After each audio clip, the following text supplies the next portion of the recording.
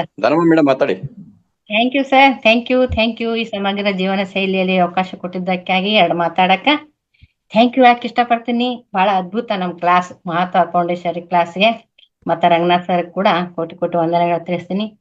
ಈ ಸಮಗ್ರ ಜೀವನ ಶೈಲಿಯಲ್ಲಿ ನನಗೊಂದು ಕ್ಲಾಸ್ ಕೊಟ್ಟಿದ್ದಕ್ಕೆ ಈ ಕನೆಕ್ಟಿವಿಟಿ ಹೇಗಾಯ್ತು ನೋಡ್ರಿ. ನಾನು ಹಂಬಲಿಸ್ತಾ ಇದ್ದೆ.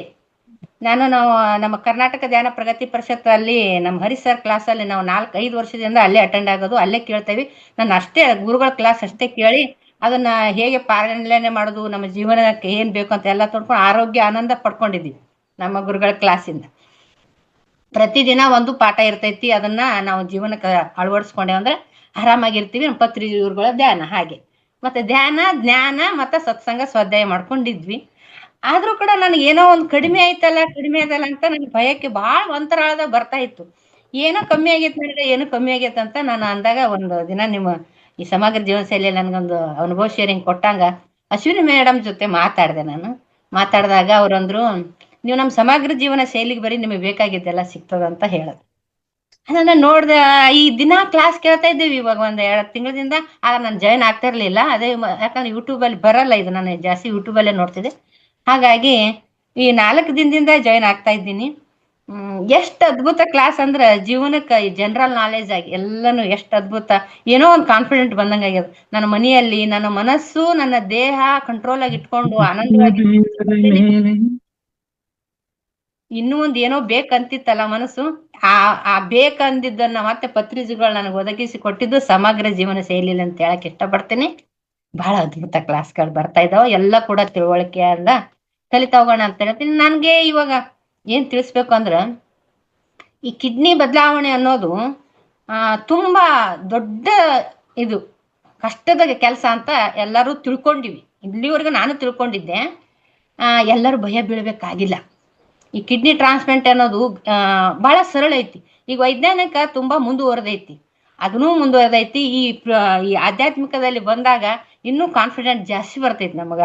ಯಾಕಂದ್ರೆ ನಾನು ಕಿಡ್ನಿ ಟ್ರಾನ್ಸ್ಪ್ಲಾಂಟ್ ಮಾಡ್ಕೊಂಡಿದ್ದಲ್ದೇನೂ ಕೂಡ ಈ ಭಯ ಭೀತಳಾಗಿ ಮತ್ತೆ ನನಗೆ ನೋವು ಮತ್ತು ಶರೀರ ಬಾಧೆಗಳು ಬಂದಿದ್ದು. ಅದನ್ನೂ ಬೇಕು ಇದನ್ನೂ ಬೇಕು. ಯಾಕಂದ್ರೆ ಇವಾಗ ಡಾಕ್ಟರ್ಸ್ಗಳ 2ನೇ ದೇವರು. ಈ ಸಡನ್ಲಿ ಏನಾರ ಆದ್ರೆ ಇವಾಗ ನಾವು ಧ್ಯಾನ ಮಾಡ್ಕೊಂತ ಸಾಧನೆಯಲ್ಲಿ ಇದ್ದಾಗ ನಮ್ಗೆಲ್ಲಾನು ಕೂಡ ಆರೋಗ್ಯ ಆನಂದ ಎಲ್ಲ ಸಿಗ್ತದ. ಆದ್ರೆ ಆ ತಾಳ್ಮೆ ಯಾರಿಗೂ ಇಲ್ಲ. ಬರ್ಬೇಕು ನಾವು ಈ ಧ್ಯಾನದಲ್ಲಿ ಬಂದು ತಾಳ್ಮೆಯಿಂದ ಸರಳದಾರ ಹೈವೇಲಿ ಹೋಗೋದೈತಿ. ನಾನು ಏನಾರ ಅಕಸ್ಮಾತ್ ನನ್ಗೆ ಇದು ನೋಡ್ರಿ ಸಿಗ್ಬೇಕಾದಾಗೆ ಸಿಗ್ತಾವೆಲ್ಲ ಅಂತ ಪ್ರಕೃತಿಯ ನಿಯಮವಾಗಿ ಐತದು.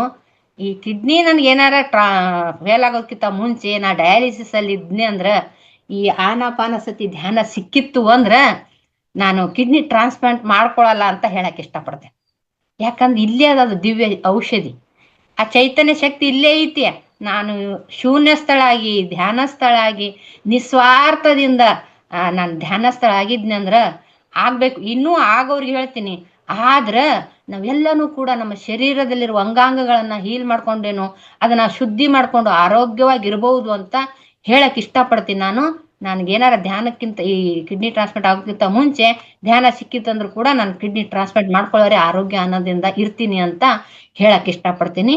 ಇದನ್ನೂ ಬೇಕು, ಇದು ಸಾಧನೆಯಲ್ಲಿ ಇರ್ಬೇಕು. ಪ್ರಕೃತಿ ನಮ್ಗೆ ಯಾವಾಗ ಏನ್ ಕೊಡ್ಬೇಕು ಅಂತ ನನ್ನ ಅಹಂಕಾರನ ಅಳಿಯಕ್ಕಂತಾನೆ, ನಮ್ಮ ಅಹಂಕಾರನ ಕಳ್ಕೊಬೇಕಂದನ ಯಾರ ಮಾತು ಕೇಳದೆ ಇರುವಾಗ ಜನರು ಹೇಳ್ತಾರ, ಅವ್ರು ಹೇಳ್ತಾರೆ ಹೀಗಿರ್ಬಾರ್ದು ಹಾಗಿರ್ಬಾರ್ದು, ಎಲ್ಲ ಗುರುಗಳು ಹೇಳ್ತಾರ ಈಗೆಲ್ಲ ಸಿಟ್ ಮಾಡ್ಕೋಬೇಡ್ರಿ, ಆರಾಮಾಗಿರ್ರಿ, ಧ್ಯಾನ ಮಾಡ್ರಿ ಅಂತ ಹೇಳ್ತಾರ. ಅಂಥವು ಕೂಡ ನಮ್ಮ ಮನ್ಸಿಗೆ ಮೇಲ್ ಬರಲ್ಲ, ಮನ್ಸಲ್ಲಿ ಹೋಗಲ್ಲ, ತಲೆ ಮೇಲೆ ಹಾಯ್ದು ಹೋಗ್ತಾವ.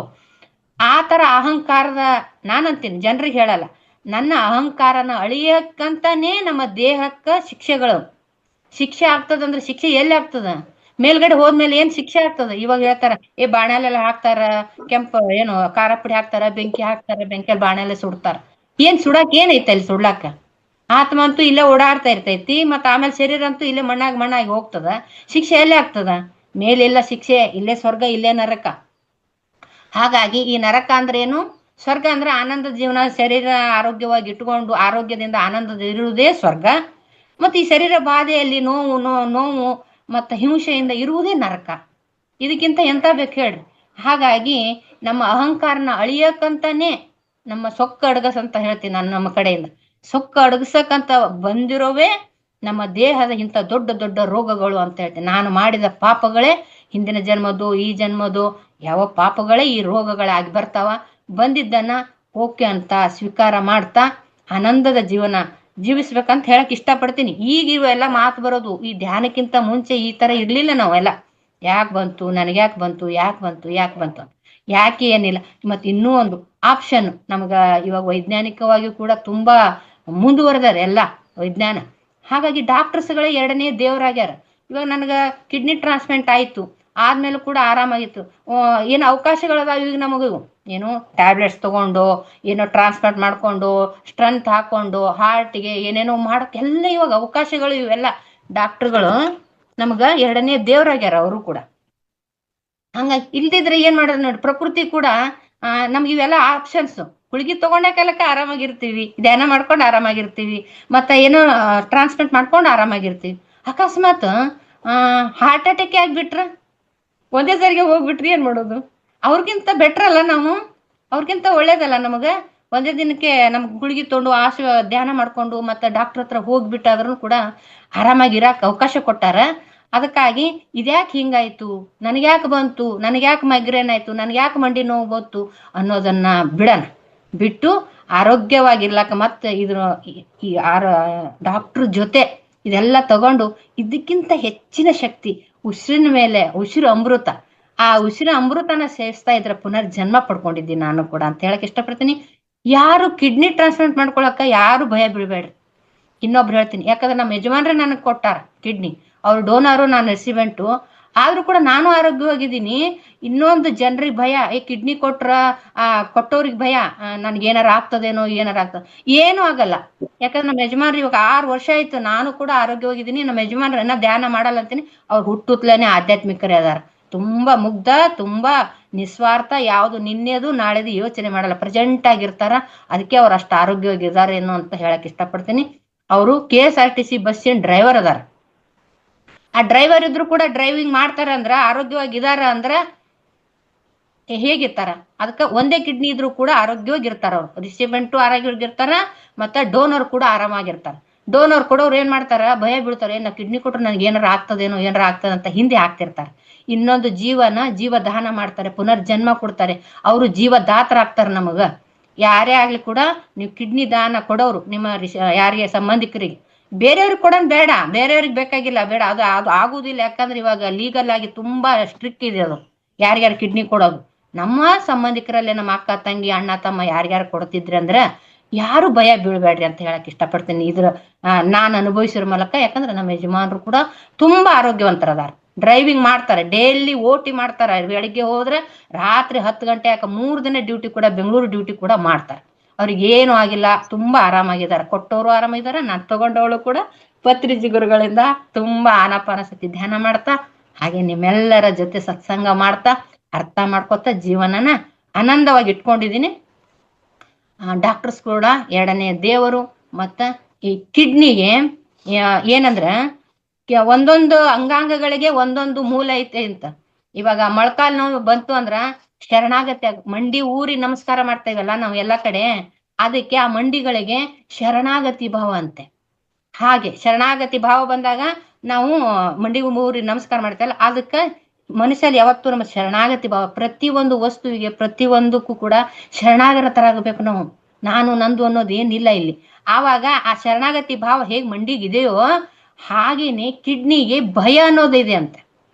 ನಾನು ಭಯ ಬಿದ್ನೆ ಅಂದ್ರೆ 1 ಪಾಯಿಂಟ್ ಇರೋ ಕಿಡ್ನಿ ಭಯ ಬಿದ್ನೆ ಅಂದ್ರೆ 10 ಪಾಯಿಂಟ್ ಆಗ್ತದ. ಕಿಡ್ನಿಗೆ ಏನೂ ಆಗಿರಲ್ಲ. ನಾನು ಭಯ ಇದ್ನೆ ಅಂದ್ರೆ ಅಯ್ಯೋ ನನಗೇನ್ರ ಆಗ್ತದೇನು ಮಾಡ್ತದೋ, ನಾನು ಅದು ಅಲ್ಲಿ ಹೋದೆ ಇಲ್ಲಿ ಹೋದೆ, ನನಗೇನ್ರ ಆಗ್ತದೇನೋ ಅನ್ನೋ ಉದ್ದೇಶ ಭಯ ಇಟ್ಕೊಂಡ್ನೆ ಅಂದ್ರೆ ಅದು ಏನಾರ ಯಾವ ಅಂಗಗಳ ಮೇಲೆ ಭಯ ಪರಿಣಾಮ ಬಿದ್ದೇ ಬೀಳ್ತದೆ.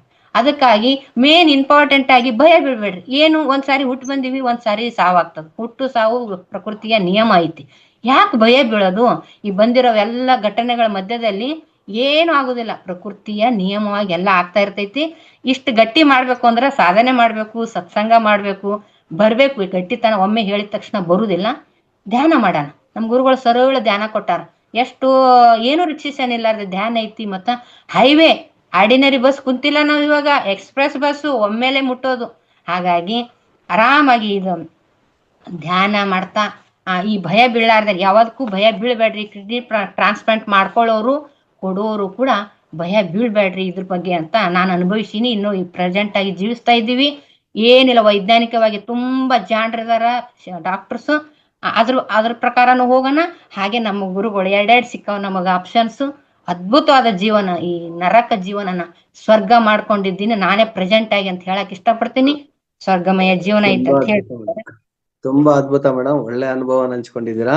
ಆದ್ರೆ ಒಂದು ವಿಷಯ ಹೇಳ್ತೀನಿ, ಈ ಕಿಡ್ನಿ ಪ್ರಾಬ್ಲಮ್ ಬಂದಿದೆ ಅಂತ ಗೊತ್ತಾಗೋದು ನಮಗೆ ಬೇಡ. ಯಾಕೆಂದ್ರೆ ನಾವು ಈ ಧ್ಯಾನದಲ್ಲಿ ಯಾವುದೇ ರೀತಿಯಾದ ನೋವುಗಳನ್ನ ನಾವು ಮುಕ್ತರಾಗ್ಬೇಕಾದ್ರೆ ಧ್ಯಾನ ಮಾಡ್ಬೇಕು, ಮತ್ತೆ ಸ್ವಾಧ್ಯಾಯ ಮಾಡ್ಬೇಕು, ಅದ್ರ ಜೊತೆಗೆ ಯೋಗ ಮಾಡಬೇಕು.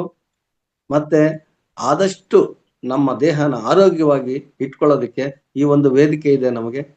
ಈ ವೇದಿಕೆಯಿಂದ ನಾವು ಸಂಪೂರ್ಣವಾಗಿ ನಿರೋಗಿ ಆಗೋಣ ಅಂತ ಹೇಳ್ತೀನಿ. ಆದ್ರಿಂದ ಇಂತಹ ಒಂದು ಕಿಡ್ನಿ ಪ್ರಾಬ್ಲಮ್ಸ್ ನಾವು ಸಾಲ್ವ್ ಮಾಡೋದಕ್ಕೆ ನಮ್ಗೆ ಚಕ್ರ ಧ್ಯಾನಗಳಿದಾವೆ, ಮತ್ತೆ ಸಂಪೂರ್ಣವಾಗಿ ಯೋಗಾಭ್ಯಾಸ ಇದೆ, ಆಕ್ಯುಪಂಚರ್ ಇದೆ. ಯಾವುದೇ ರೀತಿಯಾದ ನಾವು ಈ ಒಂದು ಡಾಕ್ಟರ್ಸ್ ಹತ್ರ ಹೋಗುವಂತ ಅವಶ್ಯಕತೆನೇ ಇಲ್ಲ. ಇಂಗ್ಲಿಷ್ ಮೆಡಿಸಿನ್ ಬೇಡವೇ ಬೇಡ. ಸಂಪೂರ್ಣವಾಗಿ ಆರೋಗ್ಯವಂತರಾಗ್ಬೇಕಾದ್ರೆ ನಾವು ಧ್ಯಾನ ಮತ್ತು ಯೋಗ ಇದನ್ನ ಮಾಡೋಣ ಅಂತ ಹೇಳ್ತಾ ನಿಮ್ಮ ಒಂದು ಅನುಭವಕ್ಕೆ ಧನ್ಯವಾದಗಳು madam. Thank you very much. ಇನ್ನೊಂದು ಮಾತು ಹೇಳ್ತೀನಿ, ಈ ಧ್ಯಾನ ಮಾಡಿದ್ಮೇಲೆ ನನ್ನ ಜೊತೆ ಕಿಡ್ನಿ ಹಾಕ್ಸ್ಕೊಂಡವ್ರು 8 ಸಾವಿರ ಮಾತ್ರೆ ತಗೋತಾರ. ನನಗೆ ಮಾತ್ರೆನೇ ಕಡಿಮೆ, ಬರೀ 2,000 ಮಾತ್ರೆ ಸುಮಾರು ಕೊಟ್ಟಾರ ಅಂತ ತಗೋತೀನಿ ಸರ್. ಈ ಧ್ಯಾನದ ಶಕ್ತಿಯಿಂದ ಮತ್ತೆ ಇವಾಗ ಒಬ್ರು ಕಿಡ್ನಿ ಫೇಲ್ ಆಗಿರೋರು ಯಾಕೆ ಹೇಳ್ತೀನಿ ಅಂದ್ರೆ 4 ಜನಕ್ಕೆ ತಿಳಿಲಿ ಧ್ಯಾನದ ಬಗ್ಗೆ ಅಂತ ಹೇಳ್ತೀನಿ.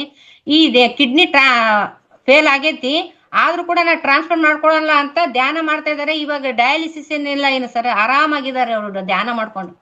ಧ್ಯಾನದಿಂದ ಆರಾಮಾಗಿದ್ದಾರೆ, ಡಯಾಲಿಸಿಸ್ ಇಲ್ಲ ಏನಿಲ್ಲ, ಆರೋಗ್ಯವಂತರಾಗಿದ್ದಾರೆ. ತುಂಬಾ ಅನುಭವ. ಮತ್ತೆ ಪಿರಮಿಡ್ ಅಲ್ಲಿ ಕೂತ್ಕೊಂಡು ಧ್ಯಾನ ಮಾಡಿದ್ರೆ ನಮಗೆ ಹೆಚ್ಚು ಶಕ್ತಿ ಬರ್ತದೆ. ಆದಷ್ಟು ಎಲ್ಲರೂ ಪಿರಮಿಡ್ ಅಲ್ಲಿ ಕೂತ್ಕೊಂಡು ಧ್ಯಾನ ಮಾಡೋದಕ್ಕೆ ಪ್ರಯತ್ನ ಮಾಡಿ. ಬೆಳಗ್ಗೆ ಮತ್ತೆ ಸಂಜೆ 2 ಟೈಮ್ ನಾವು ಧ್ಯಾನ ಮಾಡೋದ್ರಿಂದ ನಮ್ಮ ಆರೋಗ್ಯ ಪೂರ್ಣವಾಗಿ ಸುಧಾರಿಸ್ತದೆ ಮಿತ್ರರೇ. ಇದು ನೋಡಿ ಮೇಡಮ್ ಅವರ ಅನುಭವ ಕೂಡ ಹೇಳ್ತಾ ಇದ್ದಾರೆ. ಈ ಪಿರಮಿಡ್ ಅಲ್ಲಿ ನಾವು ಯಾವ ರೀತಿ ನಮಗೆ ಶಕ್ತಿ ಬರ್ತದೆ ಅಂದ್ರೆ, ನಾವು ಒಂದು 10 ಕಿಲೋಮೀಟರ್ನ ನಡ್ಕೊಂಡು ಹೋಗೋದಕ್ಕೆ ಎಷ್ಟು ಸಮಯ ತಗೊಳ್ತೀವಿ, ಅದೇ ನಾವು ಕಾರಲ್ಲಿ ಹೋಗೋದಕ್ಕೆ ಎಷ್ಟು ಸಮಯ ತಗೊಳ್ತೀವಿ, ಆ ರೀತಿ ಒಂದು ಶಕ್ತಿ ನಮಗೆ ಹೆಚ್ಚಾಗಿ ಬರ್ತದೆ. ಅಂದ್ರೆ ನಾವು ನಡ್ಕೊಂಡು ಹೋದ್ರೆ ಒಂದು 10 ಗಂಟೆ ತಗೊಳ್ತೀವಿ, ಕಾರಲ್ಲಿ ಹೋದ್ರೆ 10 ನಿಮಿಷ ತಗೊಳ್ತೀವಿ ಅಲ್ವಾ? ಆ ರೀತಿ ಒಂದು ಶಕ್ತಿ ನಮಗೆ ಅಷ್ಟು ದೂರ ಮಾಡೋದಕ್ಕಿಂತ ಕೆಲವೇ ಕ್ಷಣಗಳಲ್ಲಿ ನಾವು ಹೆಚ್ಚು ಶಕ್ತಿವಂತರಾಗೋದಕ್ಕೆ ಈ ಒಂದು ಪಿರಮಿಡ್ ನಮ್ಗೆ ಅವಕಾಶ ಮಾಡಿಕೊಡುತ್ತೆ. ಅದ್ಭುತವಾದಂತ ಒಂದು ಧ್ಯಾನ ಪಿರಮಿಡ್ ಅಲ್ಲಿ ಮಾಡೋದ್ರಿಂದ ನಮ್ಮ ದೇಹ ಹೆಚ್ಚು ಶಕ್ತಿವಂತವಾಗ್ತದೆ. ಅವರು ಅನುಭವವನ್ನು ಹಂಚಿಕೊಂಡಿದ್ದಾರೆ. ಧನ್ಯವಾದಗಳು ಮೇಡಮ್, ತುಂಬಾ ಧನ್ಯವಾದಗಳು. ಒಂದೇ ಸಣ್ಣ ನಮ್ಮ ಗುರುಗಳ ಮೇಲೆ ಹಾಡು ಹಾಡ್ಬೋದಾ? ಇನ್ನೊಬ್ಬರಿಗೆ ಅವಕಾಶ ಕೊಡ್ಬೋದಲ್ವಾ, ಅದಕ್ಕೆ ಇನ್ನೊಬ್ಬರಿಗೆ ಅವಕಾಶ ಕೊಡೋಣ ಅಂತ. ಇಲ್ಲ, ಒಂದು ನಿಮಿಷದಲ್ಲಿ ಹಾಡ್ತೀನಿ. ಹಾಡ ಅದ್ಭುತ ಐತಿ. ಇವಾಗ 24 ಇದಲ್ಲ, ಅದಕ್ಕೆ ಹೇಳಿ. ಕಡತಾಳ ಎಂಬುದೊಂದು ದೊಡ್ಡ ನಗರ, ಅಲ್ಲಿ ಪತ್ರಿಜಿ ಎಂಬ ದೊಡ್ಡ ಸಾಹುಕಾರ. ಕಡತಾಳ ಎಂಬುದೊಂದು ದೊಡ್ಡ ನಗರ, ಅಲ್ಲಿ ಪತ್ರಿಜಿ ಎಂಬ ದೊಡ್ಡ ಸಾಹುಕಾರ. ಪತ್ರಿಜಿ ಇರುವುದು ಶಕ್ತಿಪೀಠ, ಪತ್ರಿಜಿ ಇರುವುದು ಶಕ್ತಿಪೀಠ, ಅಲ್ಲಿ ಶ್ವಾಸದ ಮೇಲೆ ದಾಸ ಸ್ವಭಾವ. ಕಡತಾಳ ಎಂಬುದೊಂದು ದೊಡ್ಡ ನಗರ, ಅಲ್ಲಿ ಪತ್ರಿಜಿ ಎಂಬ ದೊಡ್ಡ ಸಾಹುಕಾರ. ಜಯ ಜಯ ಸುಭಾಷ ಪತ್ರಿಜಿ, ಜಯ ಜಯ ಮುಕ್ತಿದಾತ ಪತ್ರಿಜಿ. ಉಸಿರು ನೀನೆ ಹಸಿರು ನೀನೆ ಪತ್ರಿಜಿ, ನಮ್ಮ ಬಂಧು ನೀನೆ ಬಳಗ ನೀನೆ ಪತ್ರಿಜಿ. ಉಸಿರು ನೀನೆ ಹಸಿರು ನೀನೆ ಪತ್ರಿಜಿ, ನಮ್ಮ ಬಂಧು ನೀನು ಬಳಗ ನೀನೆ ಪತ್ರಿಜಿ. ಮಾಸ್ಟರ್ ಪೋಷಕ ಪತ್ರಿಜಿ, ಮಾಸ್ಟರ್ ಪೋಷಕ ಪತ್ರಿಜಿ, ನಮ್ಮ ಮುಕ್ತಿದಾಯಕ ನೀ ಭ್ರಮರ್ಸಿ. ಕಡತಾಳ ಎಂಬುದೊಂದು ದೊಡ್ಡ ನಗರ, ಅಲ್ಲಿ ಪತ್ರಿಜಿ ಎಂಬ ದೊಡ್ಡ ಸಾಹುಕಾರ. ಗುರುವಿಗೆ ಪ್ರಿಯ ಅಂತರಾತ್ಮ, ಗುರುವಿಗೆ ಪ್ರಿಯ ಅಂತರಾತ್ಮ, ಅಲ್ಲಿ ಧ್ಯಾನ ಬಂಧುಗಳ ಕಲರವ. ಬ್ರಹ್ಮರ್ಷಿಗೆ ಪ್ರಿಯ ಉಸಿರಿನ ಗಂಧ, ಬ್ರಹ್ಮರ್ಷಿಗೆ ಪ್ರಿಯ ಉಸಿರಿನ ಗಂಧ, ಅಲ್ಲಿ ಶ್ವಾಸದ ಮೇಲೆ ದ್ಯಾಸ ಬಲು ಚಂದ. ಡಾಕ್ಟರ್ ಸುಭಾಷ್ ಪತ್ರಿಜಿ, ಬ್ರಹ್ಮರ್ಷಿ ಸುಭಾಷ ಪತ್ರಿಜಿ. ಕಡತಾಳ ಎಂಬುದೊಂದು ದೊಡ್ಡ ನಗರ, ಅಲ್ಲಿ ಪತ್ರಿಜಿ ಎಂಬ ದೊಡ್ಡ ಸಾಹುಕಾರ. ಎಸ್ ಸರ್, ಥ್ಯಾಂಕ್ ಯು ಅವಕಾಶ ಕೊಟ್ಟಿದ್ದಕ್ಕಾಗಿ ಥ್ಯಾಂಕ್ ಯು.